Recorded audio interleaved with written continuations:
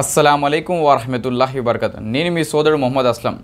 నేటి నా యొక్క అంశం ఈద్ రోజు తప్పక పాటించాల్సిన 10 అద్భుతమైన సున్నతులు. ఈద్ అనేది కేవలం ఒక ఉత్సవం అనేది కాదు, అల్లాహ్ ఇచ్చినటువంటి ఒక గొప్ప బహుమతి. ఈరోజు మనం ఈద్ రోజు తప్పకుండా పాటించవలసిన కొన్ని సున్నతుల గురించి మనం తెలుసుకునే ప్రయత్నం చేద్దాం. అందులో మొదటిది ఫజర్ నమాజ్ తర్వాత త్వరగా ఈద్గాకు వెళ్ళడం. అంటే ఈద్ రోజున ప్రతి ఒక్కరూ ఫజర్ నమాజ్ తర్వాత ఈద్కు తొందరగా వెళ్ళే ప్రయత్నం చేయాలి. అంటే ఫజర్ నమాజ్ తర్వాత అయిన వెంటనే వీలైనంత తొందరగా ఈద్గాకు వెళ్ళి ఆడ కూర్చునే ప్రయత్నం చేయాలి. అల్లాహ్ యొక్క దైవ ప్రవక్త ముహమ్మద్ సల్లల్లాహు అలైహి వసల్లం ముస్లిం మధ్య వెళ్ళి ప్రజలందరితో పాటు సమర్పణ చేయించేవారు. సలం చేసి అందరితో పాటు కూర్చునేవారు.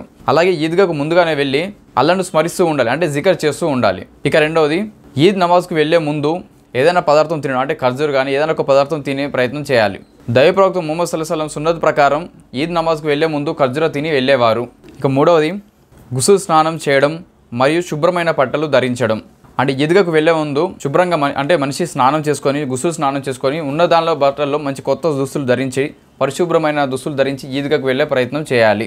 4, సుగంధ ద్రవ్యాలు పూసుకోవడం. అంటే అత్తర్ కానీ సుగంధ ద్రవ్యాలు, అంటే మంచి సుగంధ ద్రవ్యాలను పూసుకొని ఇతరులకు అసౌకర్యంగా ఉండకుండా మంచి సుగంధ ద్రవ్యాలను పూసుకొని వెళ్ళే ప్రయత్నం చేయాలి. ఇంకా 5వది, తక్బీర్లు ఎక్కువగా పఠించడం. ఆ రోజు అల్లాహ్ను ఎక్కువగా స్మరించడం ఎంతో ముఖ్యమైనటువంటి సున్నతు.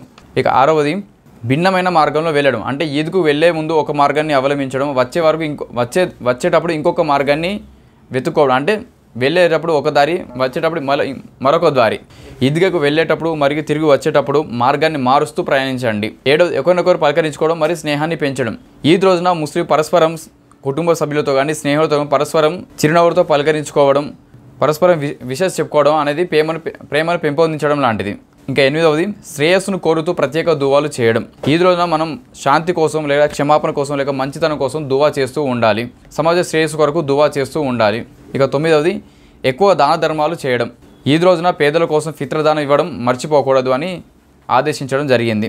ఇక 10వది, సంతోషంగా ఈద్ జరుపుకోవడం. ఈద్ అనేది అల్లాహ్ ఇచ్చినటువంటి ఒక గొప్ప బహుమతి. ఈద్ను ముస్లిం ఎంతో సంతోషంగా జరుపుకోవాలి. అలాగే ఈద్ రోజున కూడా మీరు కుటుంబ సభ్యులతో స్నేహితులతో సంతోషంగా జరుపుకోవాలని అల్లాహ్తో దువా చేస్తున్నాను. వాఖిరు దావానా అల్హమ్దులిల్లాహి రబ్బిల్ ఆలమీన్. అస్సలాము అలైకుం వరహ్మతుల్లాహి వబరకాతుహు.